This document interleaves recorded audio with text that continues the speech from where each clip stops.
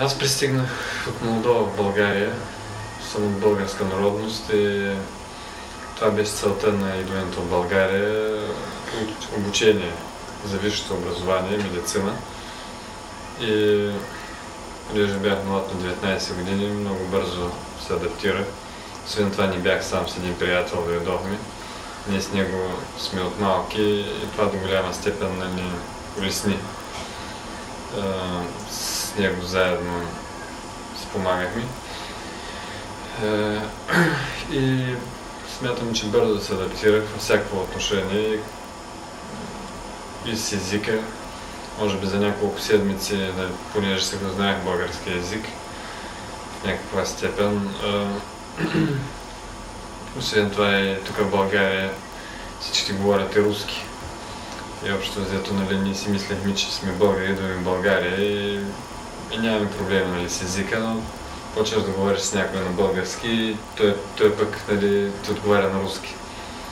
И просто се лечеше, че е руски акцент и всичкото.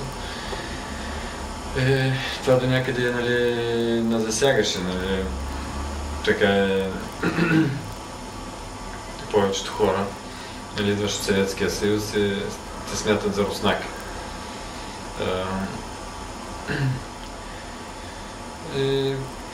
Дойдохме уж да учим, пък от самото начало може би си знаем, че ще останем в България. Някак с тази мисъл пристигнахме. След като завършихме образованието, получихме професията, специалността медицина, лекари, но завършили лекари. Между другото, получихме българско гражданство още като студенти. Тогава беше по-лесно, малко хора кандидатстваха за българско гражданство и не се чакаше като сега. Сега в момента кандидатите за българско гражданство чакат по 3 години. И за този период 6 години, и приятели, познати, всеки гледа с нещо да ти помогне. Аз тогава се регистрирах в бюрото по труда и извадих и късмет. Той отвори се едно място в болницата, тук в Стара Загора и ме назначиха временно по програма за трудова заетост за 1 година. След това място се освободи трайно и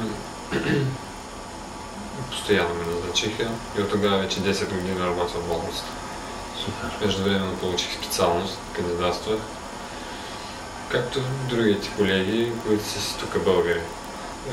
За квалификацията също продължавам, явявам се на конкурси, курсове карам, както и другите колеги.